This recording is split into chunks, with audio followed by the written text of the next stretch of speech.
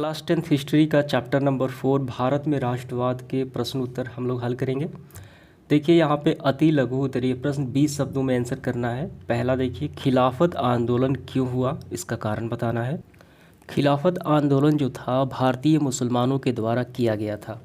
हमें आंसर यहाँ से प्रारंभ करना है। 1920 के प्रारंभ में भारतीय मुसलमानों ने तुर्की के प्रति ब्रिटेन को अपनी नीति बदलने के लिए बाध्य करने हेतु जोरदार आंदोलन प्रारंभ किया। किसने? भारतीय मुसलमानों ने, जिसे खिलाफत आंदोलन के नाम से जाना। इसके बाद देखिए दूसरा प्रश्न, रॉलेट एक्ट से आप क्या समझते हैं?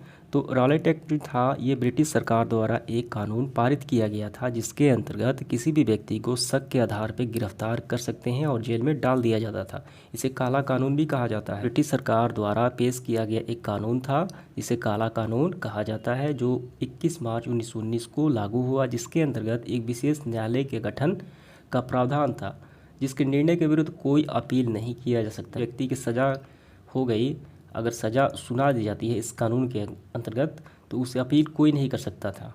ठीक है, तो किसी भी व्यक्ति को शक के आधार पर बिना कोई वारंट के गिरफ्तार किया जा सकता था। इसे काला कानून कहा जाता है।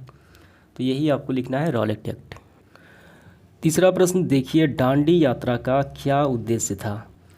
तो ये रहा दांडी यात्रा, जो महात्मा गांधी के द्वारा ये 12 मार्च को ये प्रारंभ किया गया। कहाँ से? गुजरात के साबरमती आश्रम से और दांडी समुद्र तट तक। तो ये एक ऐतिहासिक यात्रा थी और इसका उद्देश्य क्या था? जो अंग्रेज़ों द्वारा नमक कर कानून लागू किया गया था उसे ख़त्म करना ही इसका उद्देश्य था। करना है आपको आंसर। दांडी यात्रा 12 मार्च 1930 को साबरमती आश्रम से अपने 78 अनुयायियों के साथ दांडी समुद्र तक महात्मा गांधी ने ऐतिहासिक यात्रा की, जिसका उद्देश्य नमक कर कानून को ख़त्म करना जो अंग्रेज़ों ने लागू किया। चौथा प्रश्न देखिए क्या है, गांधी इरविन पैक्ट अथवा दिल्ली समझौता क्या था? तो यहाँ पे देखिए, गांधी इरविन पैक्ट या इसे क्या कहा जाता है? दिल्ली समझौता भी कहा जाता है। यहाँ पे देखिए, सविनय अवज्ञा आंदोलन की व्यापकता। तो सविनय अवज्ञा आंदोलन 1930 में गांधी जी द्वारा चलाया गया था। काफ़ी सफल आंदोलन था ये, ने अंग्रेज़ सरकार को समझौता करने के लिए बाध्य किया। ठीक है, सरकार को गांधी के साथ समझौता वार्ता करनी पड़ी, जिसे गांधी इरविन पैक्ट के नाम से जाना जाता है। तो क्या था ये? तो गांधी जी और ब्रिटिश सरकार द्वारा एक समझौता पारित हुआ जिसे गांधी इरविन समझौता या दिल्ली समझौता के नाम से जाना जाता है। तो यहाँ तक आपको लिखना है ये पूरा।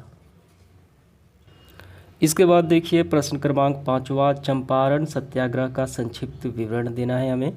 यहाँ पे देखिए, चंपारण आंदोलन 1917 में हुआ और इसे चंपारण सत्याग्रह भी कहा जाता है।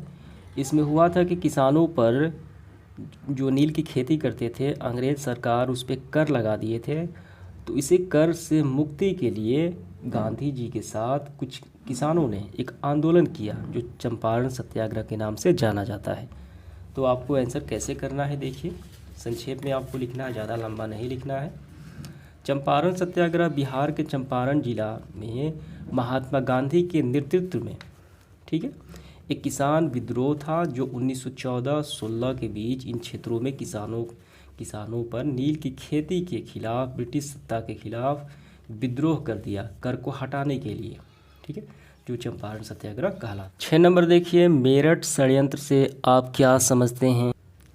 तो देखिए यहाँ पे कालांतर में यानी कुछ समय अंतराल के बाद वामपंथी विचारों की लोकप्रियता ने मजदूर आंदोलन को अधिक सशक्त बनाया, जिससे ब्रिटिश सरकार की चिंता बढ़ी और मजदूरों के विरुद्ध दमनकारी उपाय भी किए। ठीक है, मजदूरों को क्या करना, उनको दबाने के लिए, उनकी आवाज़ों को। तो इसी क्रम में मार्च 1929 में कुछ वामपंथी नेताओं के विरुद्ध मेरठ षड्यंत्र के नाम से देशद्रोह का मुकदमा चलाया गया। किसने चलाया? तो ब्रिटिश द्वारा एक चलाया गया एक मुकदमा था, जो अदालती मुकदमा था, जिसे मेरठ षड्यंत्र के नाम से जाना जाता है। कब हुआ? मार्च 1929 में। ये पूरा यहाँ से यहाँ तक आपको लिखना है। 7वां देखिए क्या है, जतरा भगत के बारे में आप क्या जानते हैं, संक्षेप में हमें बताना है। देखिए इसका आंसर आपको ऐसे करना है, 1914 में खोड़ विद्रोह के बाद अंग्रेज़ों और आदिवासियों के मध्य एक युद्ध का माहौल बन गया। ठीक है, और इसका क्षेत्र विस्तार छोटा नागपुर क्षेत्र के उराओं के बीच, ठीक है, ये विद्रोह भड़क गया। और ये जो आंदोलन अहिंसक था और 1914 से 1920 तक ये चला और इसका नेता जो था वो जतरा भगत था। ऐसे आपको आंसर करना है। इसके बाद देखिए 8वां प्रश्न क्या है, all India trade union Congress की स्थापना क्यों हुई। तो आपको यहाँ से करना है, 31 अक्टूबर 1920 को कांग्रेस पार्टी ने ऑल इंडिया ट्रेड यूनियन की स्थापना की।